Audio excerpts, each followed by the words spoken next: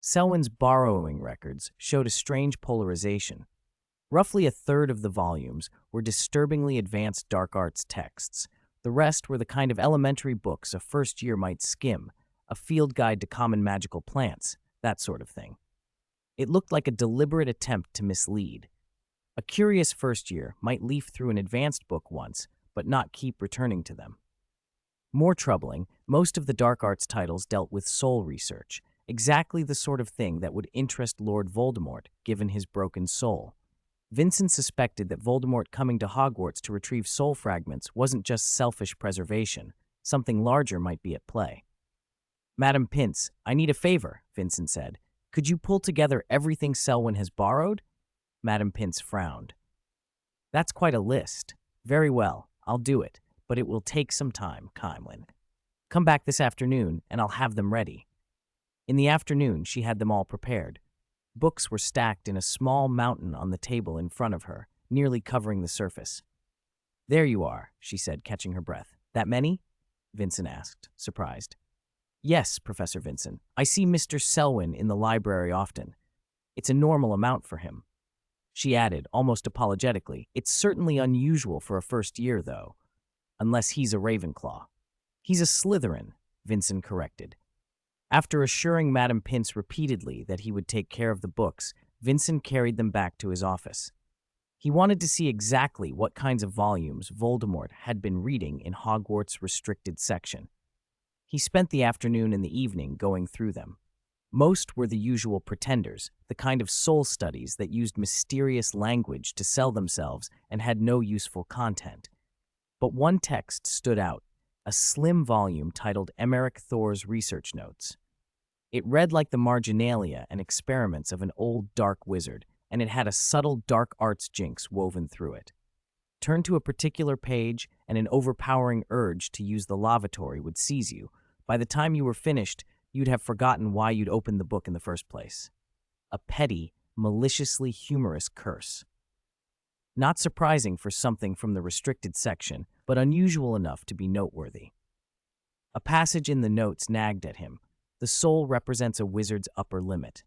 Soul strength can't be equated directly to magical power, but the souls of the great figures in history were exceptional. Those who tore their souls apart, Herpo the Foul, for instance, may gain a form of immortality, but their progress stalls. They cannot ascend further. Strengthening one's soul is therefore paramount. What followed looked like a potion recipe meant to enhance soul power. Vincent didn't trust the recipe. Many of the ingredients were unheard of, but he agreed with the fragment's central idea. He had never studied the soul deeply, but since mastering the full-body bind curse and crossing that threshold, he had begun to sense something about his own soul. It felt inexplicably different. A vague certainty that it was somehow extraordinary. Voldemort had been a consummate manipulator of the soul, willing to split his own into pieces. If Vincent was right about the importance of a whole, powerful soul, Voldemort's aim looked obvious: reunite his fragments to become something greater. Of course, a number of Horcruxes had already been destroyed by Vincent himself, and that might make recombining impossible. Still, the intention mattered. He finished the last book, stretched his stiff back, and checked the clock. Midnight. As he was about to leave, a crumpled slip of paper slid through the gap in the window and landed on his desk. He picked it up. In Hagrid's large, hurried handwriting, it read, "Come to the Forbidden Forest, Hagrid." Vincent's brows rose. It was peculiar for Hagrid to send a note like that, and stranger still to arrange a meeting in the forest at that hour. He grabbed his wand and cloak and slipped out. The castle was quieter than usual. The torches along the corridors seemed dim. As he passed a portrait of a sleeping knight, the painting stirred and a languid voice drifted out. "Out late prowling about, are we?" "Something urgent," Vincent replied shortly. "Suit yourself, then," the knight said, yawning, and the portrait sagged back into sleep. Vincent had no time for portrait small talk. He crossed the courtyard. The night air bit through his robes. At the edge of the Forbidden Forest, a lantern bobbed and Fang bounded about on eager paws. Hagrid stood waiting, waving when he saw Vincent. "Looks like you got my message," Hagrid called. "Come quick." 462. Communication with the horseman. "It's already so late," Vincent said as he approached Hagrid. Did you need something of me, Hagrid? No, Hagrid replied, shaking his head. I didn't come looking for you. Before Vincent could answer, the shadows at the edge of the forbidden forest shifted. A tall figure slowly took shape, a centaur with reddish-brown hair. Ronan? Vincent said, surprised. Did you want to see me about something? Ronan lifted his head and stared at the sky for a long moment before turning his attention to Vincent. I shouldn't be telling you this, he said finally. The centaur's voice was distant and enigmatic, exactly the way centaurs always sounded. Vincent raised an eyebrow, half amused. If you shouldn't say it, you don't have to.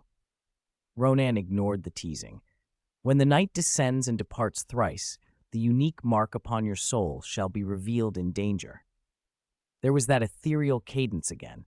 It was a prophecy, plain and simple. Hagrid looked baffled, clearly not following the meaning. Vincent's smile faded. He took the centaur seriously. Can you explain that more clearly? Ronan shook his head. Vincent felt a flash of helplessness. Asking a centaur to speak plainly was a lost cause.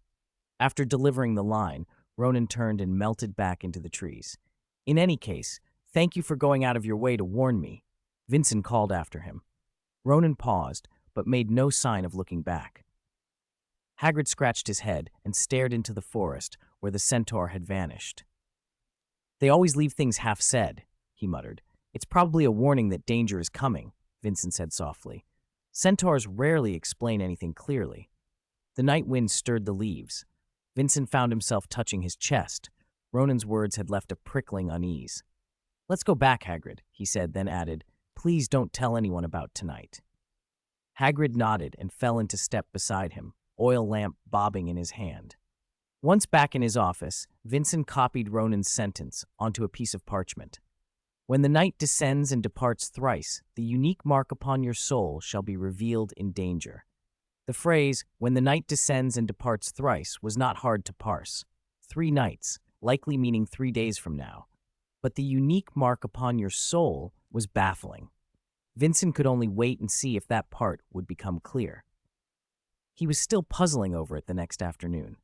That morning, he'd gone back to the centaur colony. Ronan wasn't there, but Firenze met him and spoke plainly. We cannot always know what a prophecy truly means, Firenze said after hearing Vincent's retelling. And centaurs generally do not repeat what they have prophesied. Ronan cares for you, Vincent.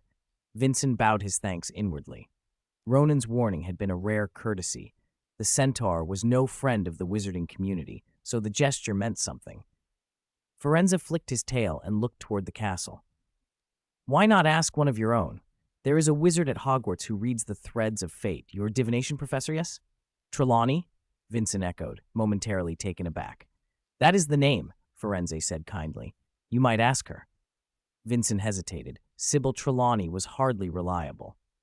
If she had any real sight, it was buried under nervous habits and too much sherry. Still, with so few clues, any lead was worth following. I'll think about it, he said. Firenze inclined his head, then added, almost as an afterthought, Bart seems to be taking to wizarding things lately. Bart? Vincent blinked. I hadn't heard. Firenze's eyes twinkled with amusement. It tried to surprise you, but failed. Last week it even blew out its own tree canopy. Vincent smiled despite himself. After bidding the centaur farewell, he climbed toward the castle, turning over the idea of visiting Trelawney, perhaps with a few bottles of fine sherry to grease the wheels of prophecy. He had just entered the great hall when a disturbance caught his attention. Sybil Trelawney stood facing Dolores Umbridge. Trelawney's cheeks were flushed and her hands trembled. Umbridge smiled that saccharine smile of hers. What seems to be the trouble? Vincent asked, stepping forward. Nothing of import, Professor Vincent, Umbridge answered at once. We were merely discussing whether Hogwarts needs a divination course at all. It requires extraordinary talent, after all. She gave Trelawney a withering look. I can't see that the subject is necessary, especially with its professor being, frankly, a flighty charlatan. Trelawney's spectacles rattled on her nose. You insult divination. I'm stating a fact, dear, Umbridge replied, quite at ease. Trelawney pushed her glasses back up and retorted loudly. Then your defense against the dark arts lessons are even less necessary. I am sure my divination students are better served than with your dry textbook lectures. The argument drew the attention of everyone in the hall. a small crowd of students edged closer. Arguments between professors were rarer than house rivalries and startlingly entertaining to watch. Vincent, inwardly, found himself almost speechless. Umbridge's mockery of Trelawney seemed needlessly cruel, and yet, on principle, Vincent thought both teachers were lacking. Divination was useless to most students beyond being an easy pass. Defense against the dark arts, in Umbridge's hands, was little better than rote theory. "Do you really think so, Professor Trelawney?" Umbridge chuckled. "As Hogwarts' High Inquisitor, I am merely entertaining the possibility of suspending divination." Trelawney went pale at that, the color draining from her face. Vincent, however, read the situation differently. Umbridge could threaten in public and prod at authority, but carrying out such a suspension would be no simple matter. Dumbledore's agreement was questionable, and the Ministry would have its own complications. For now, it was a threat, one more petty maneuver in Umbridge's arsenal. But Vincent felt the unease Carol had left behind in the forest, sharpening into something that might soon demand more than polite objections. 463. Trelawney's analysis. Umbridge saw Trelawney's frightened face and took a few smug steps closer. Just as she was about to resume her taunts, something unexpected happened. An empty sherry bottle suddenly flew out from the crowd, one Trelawney had brought and left on a nearby table, and hit Umbridge squarely on the back of the head. With a dull thud, her toad-like eyes snapped wide open, and she collapsed limply to the floor. Silence fell. The students gaped. Trelawney, stunned, covered her mouth. Vincent was at a loss for words. The bottle had clearly been enchanted, but its obvious trajectory made it hard to believe any competent witch or wizard wouldn't have dodged it. Umbridge really is useless, he thought, and pushed the thought aside. There was a mess to handle. Besides Umbridge and Trelawney, he was the only professor present. "Who did that?" Vincent asked, his voice stern as he scanned the crowd. The students were silent, perhaps bewildered. The bottle flew by itself. "Peeves did it. He's run off." Two voices called from the crowd. Vincent turned and found the Weasley twins parked at the front, side by side, grinning and winking. Of course, Peeves did it, he decided, relieved to have an easy out. Peeves, resting in the basement, had no idea he'd been set up. "All right, everyone disperse," Vincent said. "I will report Peeves' prank to the Bloody Baron." The students chuckled and began to file away, many shooting the twins approving thumbs up as they left. Once most had gone, Vincent snapped his fingers and said, "Dottie." With a soft pop, a house elf in a neat tea towel appeared before him and bowed. "Professor, any commands?" "Take Professor Umbridge to the hospital wing," Vincent said, pointing to the crumpled woman. "Be careful. She's suffered blunt force trauma to the head." "Yes, Professor." Dottie snapped her fingers, and in an instant, both she and Umbridge were gone. Vincent turned back to the motionless Trelawney. "House elf magic is very convenient, isn't it?" he said. Trelawney gradually recovered from her shock, adjusted her crooked spectacles, and whispered, "Who threw the bottle just now?" "That's not important," Vincent replied, though he glanced toward the twins, still grinning at the doorway. "Oh, but it is important." Trelawney's expression shifted. She adopted a solemn, mysterious tone. "I had already seen that scene in the mists of my crystal ball. The loom of fate had arranged it." She lifted her chin. "And if my vision is true, you came specifically to find me, didn't you?" Vincent hadn't, but he played along. "You guessed right, Professor Trelawney." "This is not a guess," she said, beads on her shawl tinkling. "This is my inner eye." "How impressive," Vincent said. "So what is it you want?" Trelawney's voice softened. "Since you helped me, I am glad to return the favor." Vincent noticed her attitude had shifted. He thought for a moment. "I recently received a prophecy from a friend," he said. "I'm not sure what it means." "A riddle of fate." Trelawney rubbed her hands with excitement. "I am most skilled at such things. We should discuss it in my divination classroom. It's the perfect atmosphere for interpreting prophecies." They went to the North Tower. The divination classroom was essentially Trelawney's tiny office attached to the classroom, a cramped nest with a low ceiling hung with tangled beads. Shelves crowded the walls with clutter. Only a small patch of floor remained around a table nearly monopolized by two armchairs. "Please sit, dear," Trelawney said, pointing to one. "I will prepare the necessary tools, indispensable for a true seer." She fetched a collection of odd items and set them on the table. a pottery basin, a small bottle of unknown liquid, and a crumpled strip of gray paper. Vincent didn't detect any obvious enchantments on them. They looked plain enough. He also couldn't shake the knowledge that most of Trelawney's prophecies were more comfort than clarity. "Tell me again," she said, leaning forward. "You have a prophecy from someone else that you want me to confirm?" Vincent nodded and watched her carefully. "Excellent," she breathed, suddenly attentive. She pushed the gray strip and a colorful quill toward him. "If you remember the exact wording, write it on this parchment, word for word." Vincent took the paper and quill and wrote, precisely, "When night falls and departs thrice, the unique mark in your soul shall be revealed in danger." The moment he finished, Trelawney recoiled as if the words were a live thing. "No, don't let me see it," she cried, flapping her hands. "Fold it, quickly." "The power of the inner eye is bidirectional," she warned, beads clattering. "If I read the prophecy directly, its fate might lash back at me." Vincent folded the parchment as she ordered, though he found her growing more unreliable by the second. Trelawney exhaled in relief, took the folded paper without looking, and dropped it into the pottery basin. She uncorked the bottle and poured the liquid over the scrap. A sharp herbal scent rose as the gray strip dissolved, breaking into tiny fragments that sank away. "All right," she said at last, eyes shining. "Let us see what happens." Fortunately, we got away with it. Although Trelawney spoke with great conviction, Vincent still looked puzzled. All he could see was a basin of murky water studded with shredded paper, nothing that made a coherent pattern. Trelawney fell silent for a moment, sweat beading on her forehead. "Professor Trelawney?" She jumped as if startled.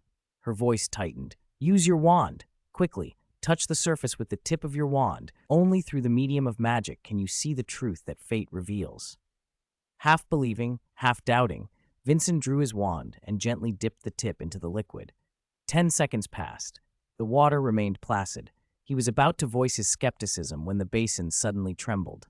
The murk cleared in an instant, the surface becoming mirror smooth. The shredded paper rearranged itself into a distinct pattern. "Merlin!" Trelawney trembled. "You are going to face a great calamity, Professor Vincent. This is truly terrible." Vincent felt his mouth twitch. He had seen it. Just before the water quivered, Trelawney's left hand had made a subtle movement beneath the table, a covert spell. He had no intention of exposing her. She'd gone to this trouble to fool him, and it seemed right to play along. He turned his attention to the image in the basin, adopting a solemn expression. "So what does this pattern signify?" Trelawney slid back into her mystic persona. "My dear, that depends on your comprehension. Only exceptionally gifted wizards can decipher the hints of fate. Ordinary mortals cannot grasp their profound meaning." She lowered her voice conspiratorially. "If you can't understand, it means your connection to fate is not yet deep enough." Vincent pretended to meditate as the pattern shifted. It resolved into a shape. Was that a tree? He stopped pretending. The image steadied into an unmistakable outline, the tree of wisdom. The sight drove away his previous disdain. Trelawney's theatrics could have been staged, but that pattern could not be a random coincidence. If it were, it was far more alarming. Seeing him absorbed, Trelawney allowed herself a composed, pleased smile. "It seems you understand. Thank you for your help, Professor Trelawney." Vincent stood and spoke with mock solemnity. "I'll be going now." "May fate always favor you, my dear," she replied, waving gracefully. Once he left, Trelawney slumped into the armchair and sighed. She'd pulled it off. Her eyes flicked to the pottery basin, where the paper now lay in a somewhat irregular pentagram, her usual choice for misdirection. She wondered what Vincent had made of it, then shrugged.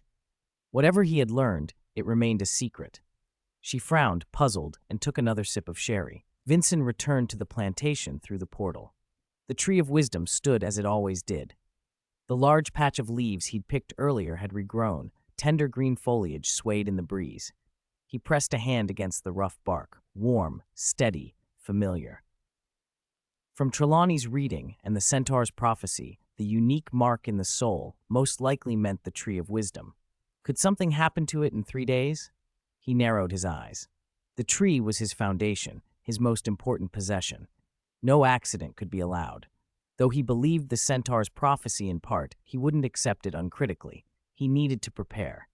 Dobby, busy with his chores, scurried over at once. "Boss, has something happened?" the house elf asked, ears twitching. "You look distracted." Vincent pulled his hand from the bark. "There are preparations to be made. Have you noticed anything unusual around the plantation?" Dobby thought seriously, wringing his scarf.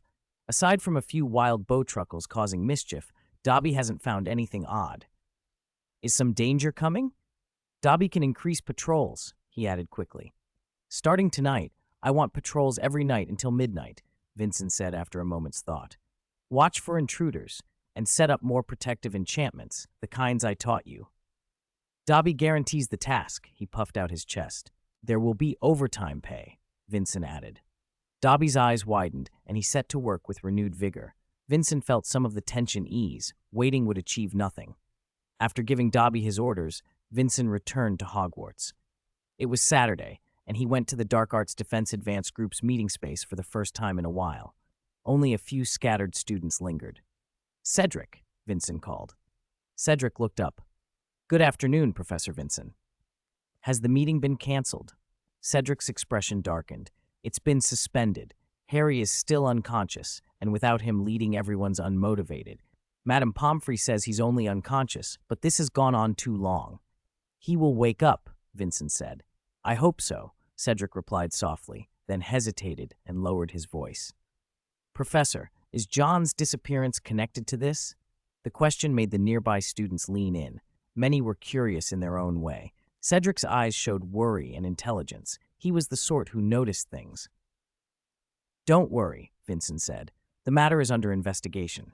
He didn't offer more. Cedric's thoughtful look told Vincent the young man had already read between the lines.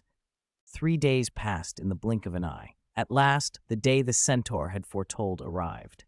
At dawn, Vincent was already patrolling the plantation, eyes sweeping every corner. Neither Hogwarts nor the plantation had shown any signs of disturbance in the past few days. Harry lay comatose, and John was still missing. The Order of the Phoenix's search dragged on without result. John had vanished, as if into thin air. There was not a single trace. Even Dumbledore was at his wits' end. Lost in thought, Vincent stopped beside the Tree of Wisdom to catch his breath. The air there always soothed him, brought an involuntary calm, yet everything felt too quiet, so quiet it put him on edge. The centaur's prophecy had not been a joke. From where would the danger strike? Dobby appeared at his side and chattered. "Boss, Dobby found this nearby last night." Vincent took the rag-wrapped bundle and unfolded it carefully. Inside lay half a loaf of hardened bread, its crust bearing clear bite marks, a human object. "Where exactly did you find this?" he demanded. "A wild wolf dragged it over," Dobby said, pointing toward the outer grounds. "Dobby couldn't catch it.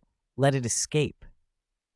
Vincent's brow tightened. If a wolf had carried it, the bread had likely been dropped nearby. From its condition, it had probably been lost only a day or two earlier. Someone had been in the lands around the plantation. That alone might not be cause for alarm. Muggles sometimes wandered in and were turned away by magic, but paired with the centaur's warning, the timing felt too neat. Examining the bite marks, Vincent noticed something more disturbing. The size and spacing were those of a child. A child. One name sprang to mind. John, and another, Voldemort. His vigilance spiked. It wasn't impossible. It was, in fact, disturbingly probable. A weird ashen mist began to creep in, mixing with the dawn fog and slowly blanketing the plantation. The air turned biting. Dobby shivered. "Boss," he squeaked. "What is that?" Vincent flicked his wand and sent a gust of wind at the fog, but his spell vanished like a stone dropped into the sea. No effect. A cold realization struck him. He'd seen something like this before, during the last Triwizard tournament, when the Death Eaters had invaded and used a similar black fog. There was only one conclusion. "Voldemort?" he said, scanning the mist. He felt a surge of magic, the same signature he had sensed in the Room of Requirement, only wilder and far stronger now. A cold laugh answered him. "So you guessed I'd come, Vincent. Fancy meeting you here." The mist churned, thickening until it formed a vast ring-shaped barrier. The wall of gray-white rose dozens of meters, cutting off sight between inside and out. Through it, Voldemort's true form revealed itself to Vincent and Dobby. The sight was horrifying.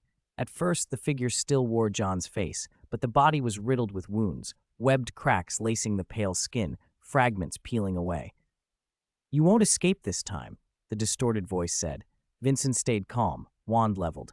"With that crumbling body, splitting your soul must have addled your mind, Tom." Dobby trembled but raised his hands. Magic crackled at his fingertips. Voldemort's near-shattered lips curled into a grotesque smile. "True, this body is ruined, but why show myself before you?" A foreboding chill ran through Vincent. "I've prepared a perfect vessel, and you'll witness it firsthand." At that, John's body shattered like porcelain, scattering into the air. The surrounding mist rushed to where John had stood. When it cleared, a tall, gaunt figure remained, noseless, deathly pale. The Voldemort Vincent remembered. "This is my soul's true form, Vincent," he said, red eyes fixed on him with perverse pride. "Recently I made a wondrous discovery," Voldemort continued. "If your soul is strong enough, you can forge a perfect body from pure magic." Vincent understood then, the mist must hold immense power. How Voldemort had managed it, however, remained a question, until Voldemort stared at his own pale hand and frowned in disbelief, running fingers across his face. This body was far from perfect. "How can this be?" he muttered. Recognition turned to fury. He fixed Vincent with a glare. "Look at me. Someone stole a piece of my soul and left me like this. He will pay dearly, and I will reclaim it with my own hands." He blamed the flaw in his form on missing Horcruxes. In other words, Vincent's doing. Watching the enraged Dark Lord, Vincent said coldly, "Think you can actually defeat me?" A breeze made the Tree of Wisdom's leaves shiver, as if in answer. The movement drew Voldemort's gaze instantly. His features shifted, greedy and intent. "Ah," he breathed, eyes greedy, "a perfect soul. So that's what I've been seeking all along." He spread his arms as though to embrace the entire tree. His erratic, covetous manner made Vincent frown. Only a near-mad yearning remained in Lord Voldemort's eyes. Could the Tree of Wisdom be his real target? The thought set Vincent's blood racing. He could flee, but the tree could not. He had to act now. "Expelliarmus!" Vincent snapped, flicking his wand without hesitation. A blinding beam, fiercer than any he'd cast before, streaked toward Voldemort. It was the disarming charm, amplified to the utmost by the Tree of Wisdom, but Voldemort merely made a contemptuous flick of his own wand. The empowered curse struck an invisible barrier and vanished. That wasn't even a shield charm, Vincent thought, narrowing his eyes. Voldemort's lips curled. "I am no longer who I was, Vincent. Common magic is useless against me. You have no chance." His voice softened into something almost rueful. "But do you know? Even so, my soul is still far from strong enough." Voldemort began to walk toward the Tree of Wisdom, unhurried steps that made the air feel heavier. The strong devour the weak, an eternal law, one mighty soul swallowing a weaker. The greed on his face grew more pronounced. Vincent understood at last. The tree was the weak soul Voldemort meant. He could not be allowed to touch it. "Full body bind curse!" Vincent cried, pouring everything into the spell. An illusory silver-white chain sprang into being and wrapped around Voldemort's legs, pinning him fast. Voldemort glanced down, a flicker of surprise in his scarlet eyes. "Interesting," he hissed, "but far from enough." He snapped his wand. "Avada Kedavra!"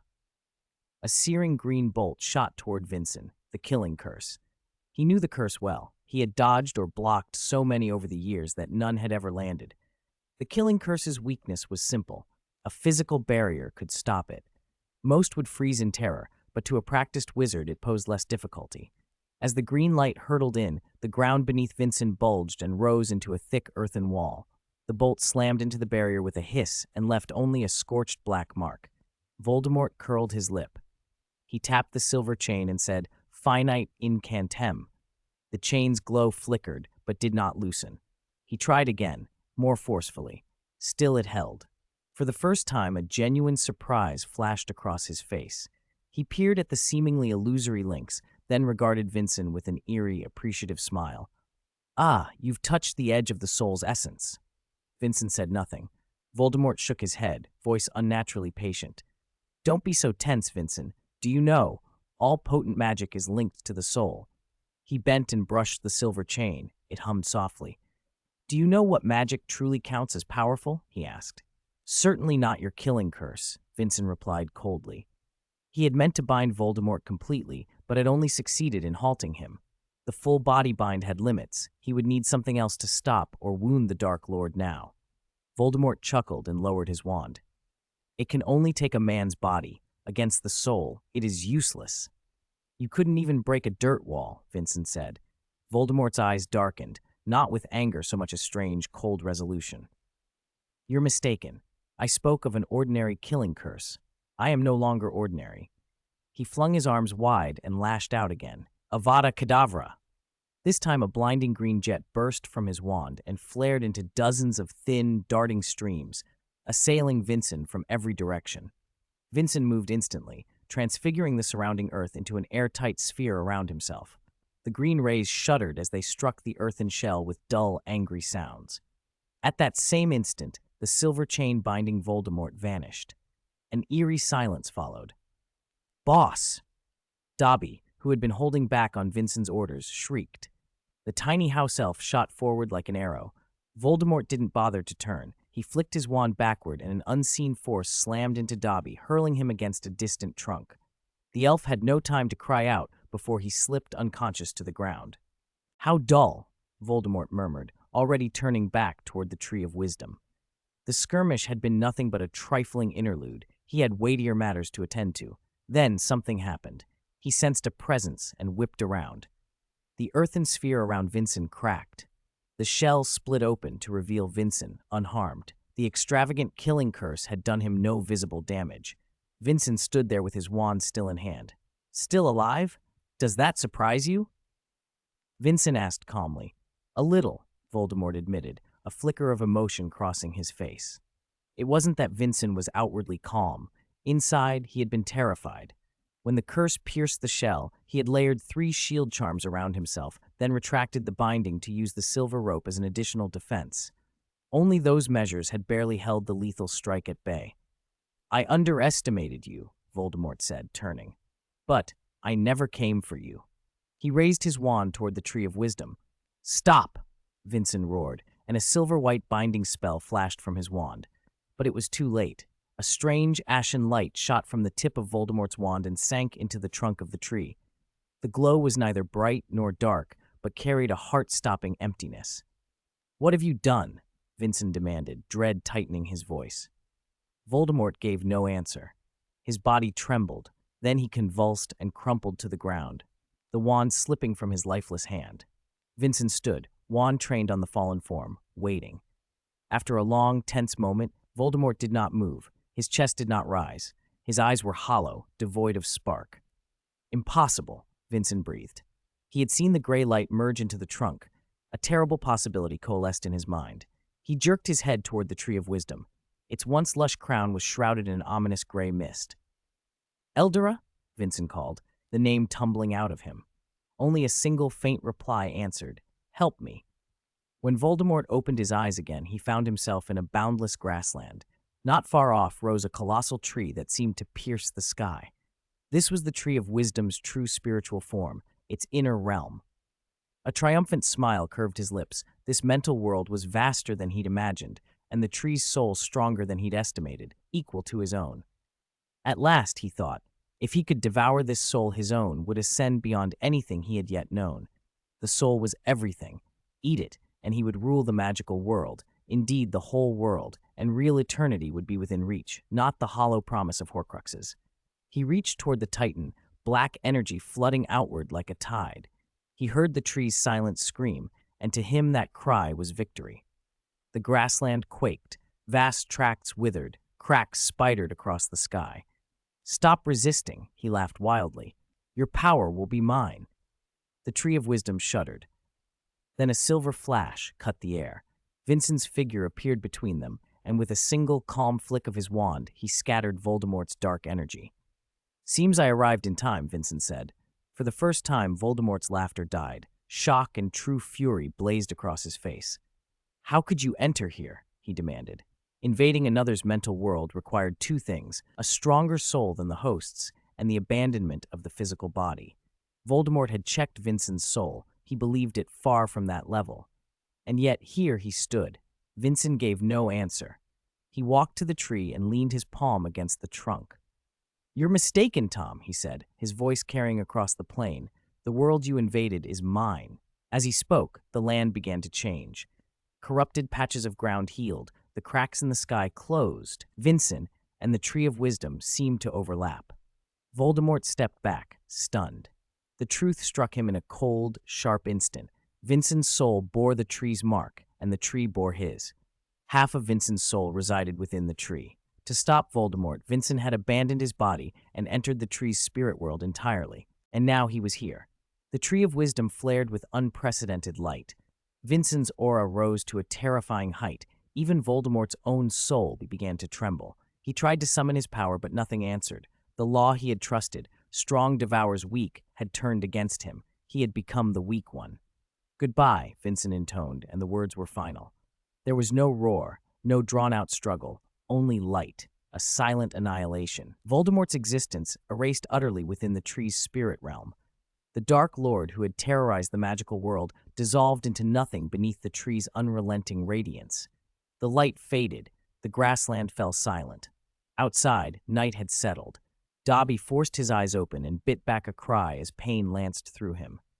"Master," he called, looking frantically around. The plantation lay deathly still. Only the great tree glowed faintly. Leaves stirred, and every single one fell in a sudden, windless whirl. They formed a green vortex and began, impossibly, to outline the shape of a man. Dobby held his breath as the leaves condensed until a familiar figure stood before him. "Master," he whispered. Vincent landed gently and held two crystal-bright leaves in his hand. They were the last remnants of Voldemort, shards of soul energy enough, Vincent knew, to save his sister and Harry. He rolled his stiff neck and smiled, tired but resolute. "Right," he said, "time for real business." Author's note, on the end. First off, congratulations to me for finishing. Work's been crazy lately, and I came down with cubital tunnel syndrome, so updates were painfully slow, and I almost dropped the series.